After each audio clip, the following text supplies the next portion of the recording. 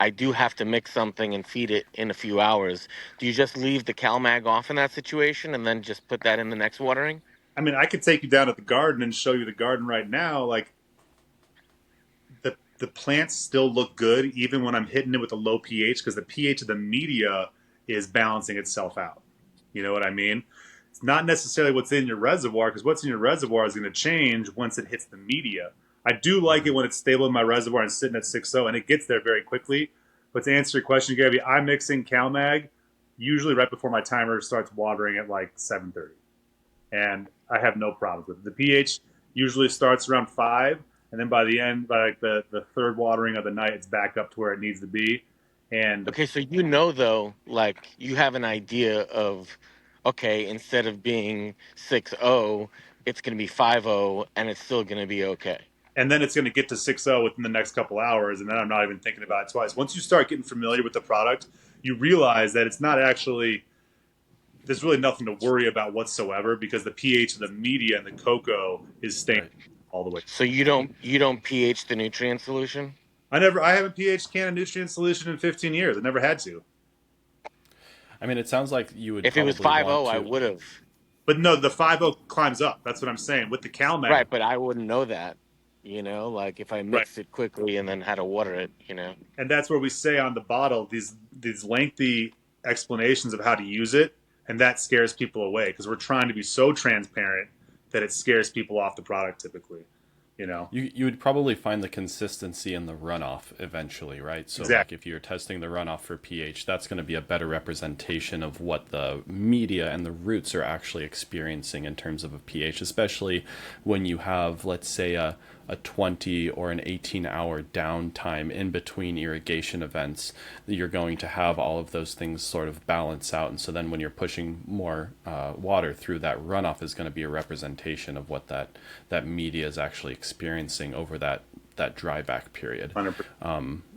Yeah, that's really fascinating. That's a truly unique approach to fertilizers in general. I feel like is having something. I've never used like a pH balanced fertilizer. I've always had to buffer my water, pH my nutrient solution after mixing, then adding things that don't require pH balance, or if their pH contribution is a false contribution, right?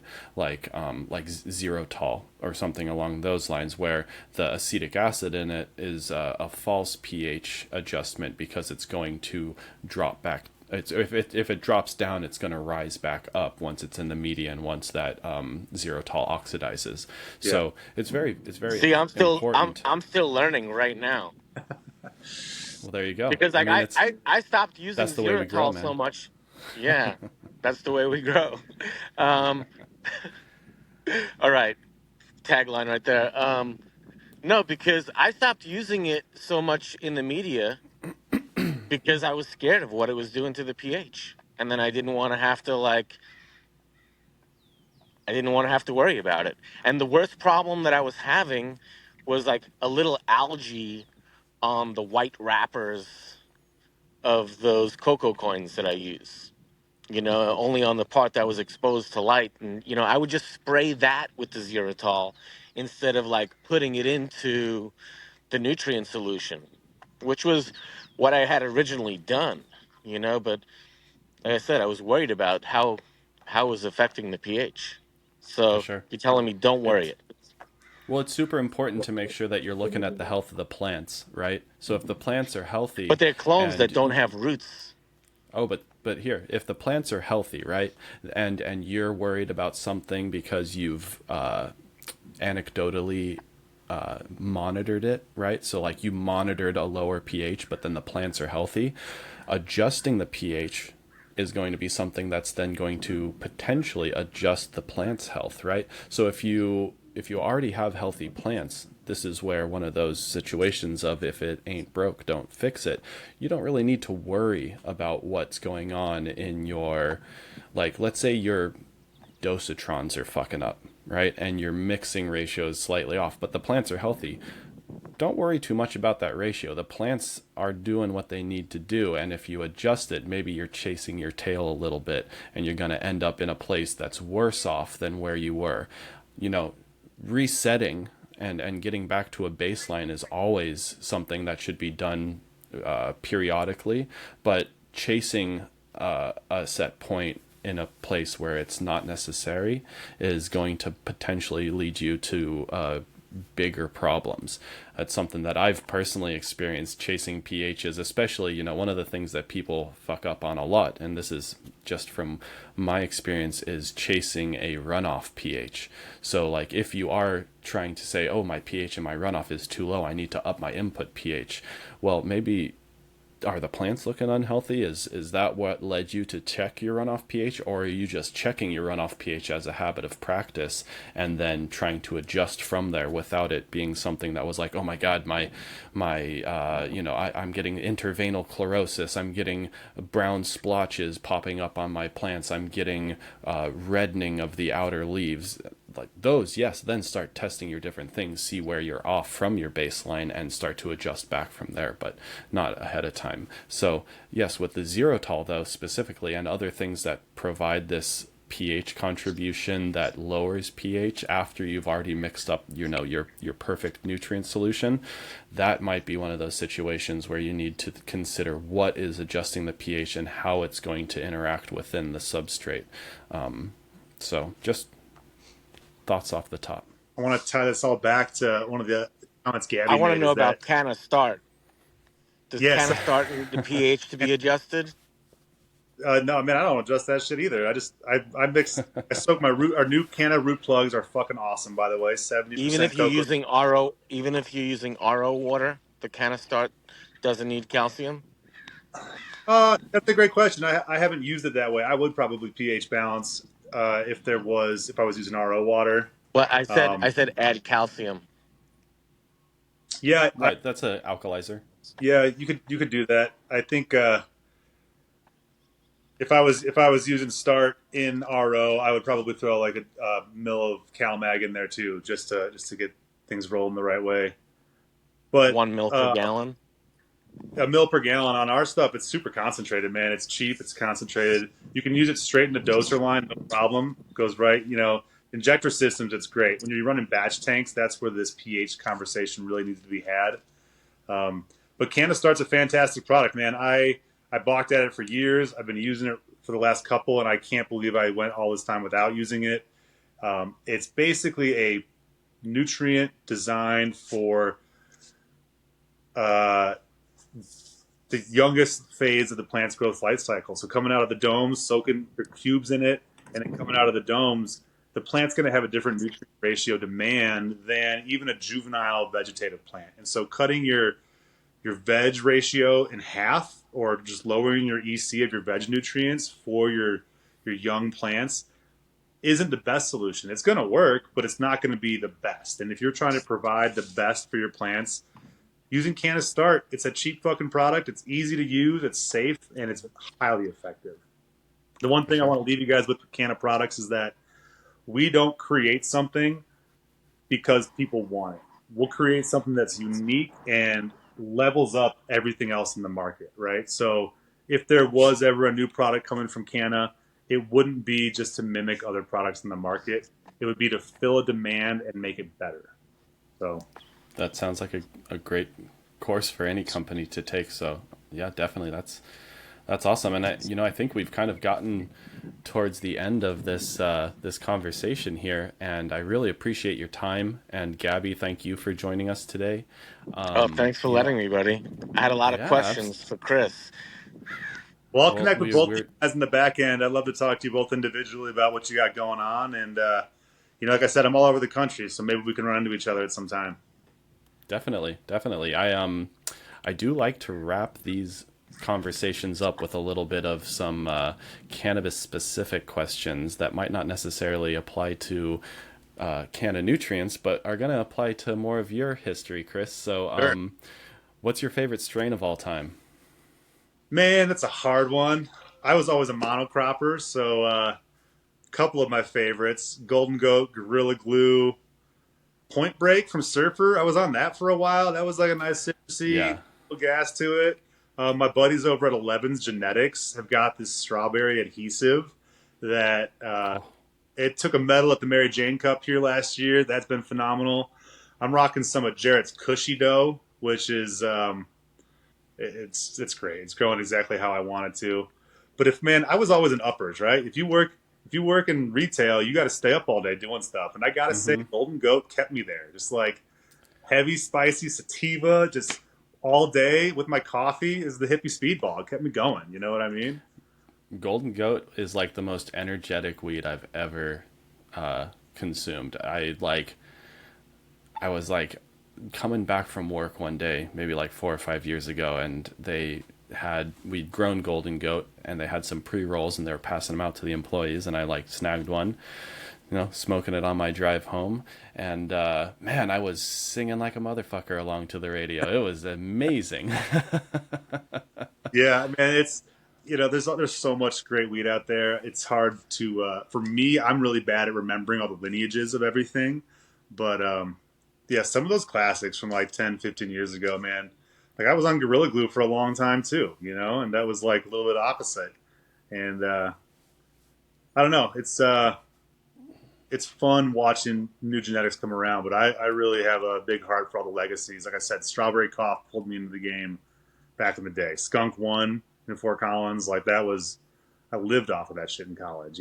So I don't think I have one favorite, but I have different periods of my life where there was definitely that one Sure. crown, that gem in the middle of the garden that was always the one that I would be. For sure. No, I agree with that totally. Like what what my jam was in like 2009 is definitely not my jam now, because Yeah, that's like yeah, who's growing form cut cookies right now that at scale. yeah. Yeah. But yeah, like so next question then. I'm gonna let And I'm gonna I got some family rolling in, so it might get loud here in just a second with some dogs. No worries, no worries. We'll try to wrap this up quick here. We'll go on just quick to the next one. Who's your favorite breeder of all time? Whew, man. I really like watching what JB's doing down there, man. I think Seed Junkie has got some cool fucking shit, and it always finds its way into the best grows I see. Most of like the big grows I'm at, even like Tacoma and like Albuquerque, like dude's work is fire, man. I can't really argue with that. We've also got a homie here in Colorado. We'll call him Redbeard, and for all the Colorado homies who know who Redbeard is, he's been breeding some really cool shit for us all for a very long time. I'll go back to some of those Ghost OGs. The Golden Ghost was like something that just blew my mind, and I'm really sad we lost that one. But yeah, Redbeard done some good work for us for sure. Nice, nice. All right. Well, last question then. What is your most memorable cannabis or smoking related experience? I'm gonna go back to the pepper conversation when I was mom. Don't listen to this one. So we were going out to dinner at Chili's when I was a kid, and I was in like seventh grade, and I had just come back from the forest preserve with my homies, dabbling with my first couple times smoking weed. And I got so cheeched, man. I get red in the eyes. My wife will tell you, like, there's no hiding it, dude. It's pretty obvious. Sure. That was like seventh grade, going to dinner with the family, and my brother like turns at me and he's like giving me this weird eye, and he's like, "What's up with you?" So I just take a jalapeno from the table and just eat the whole fucking jalapeno right there. It's like I'm like, "You dare me to eat this?" And it was all a cover to cover up how stoned I was, so my parents wouldn't get on my case about it. And I think from that moment forward, I was part of the culture. Nice. Yeah, that's a good one. You're already like red faced, red eyed. Why not just cover it up with some spicy food? Oh, my brother even said to me later, he's like, "Man, if you hadn't eaten that jalapeno, I'd swear like you like high on something." So knew it worked. That's funny. That's funny. Great story. Yeah. All right.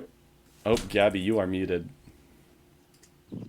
I was Go gonna ahead. say, this is where I think we should add, the last question.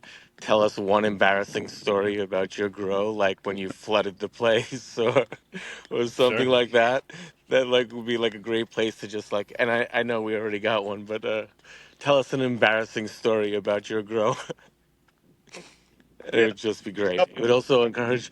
It would encourage people to wait and listen till the very end. There you go. Yeah. You don't want to miss the embarrassing grow stories.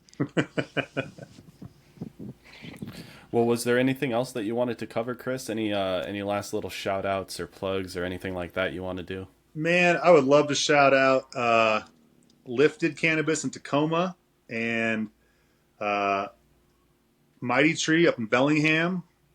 Got my boys with Enchanted Botanicals down in Albuquerque. Grow Sciences down there in Phoenix, as well as a couple other great grows down in Phoenix doing some cool shit. Shout out to my guy Marcus McGee, bantamweight, number 13. I think he's gonna be fighting pretty soon with the Canna briefs on. Um, Oh, and is that does he go by like Maniac? yeah, Maniac Marcus. And keeping I up. just hit him up on. I'm trying to get him on the podcast. Oh, dude, If you he's a. could reach out to him, I will for I sure. want to. He's a great dude. He's got some cool stuff going on. He's using a lot of Canna products. I also want you guys to put a pin on my boy Malik.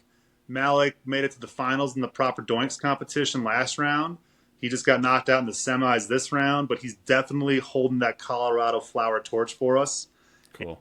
showing the world that like Colorado's not just a bunch of fucking miscured dusty product. Like there is some. It's not crunch packs alone. So Cool, man. Well, I thank you so much. love to do a I'm round sorry. time with all of our friends and the homies in the network. So you know, Yeah, the plan is to get, at least I've talked to like Jarrett about this and a few other guys to try and get people in, and we'll do like a single topic. So we'll talk about irrigation or yeah, environment or genetic selection, something along those lines, and that way everyone can sort of have their opinion and it can be heard, and it won't be something that is a single narrative. It'll help open up to a more holistic approach to those different subjects. So we'll definitely touch base back on something like that soon. But again, Chris, thank you so much for your time today. I think ran over 2 hours here just a little bit, so I appreciate it. And yeah, thank you so much for joining us today. absolutely, guys. My pleasure. Thanks for having me. For Nice sure. talking with you guys. All right, I learned something. guys. Yay, Gabby.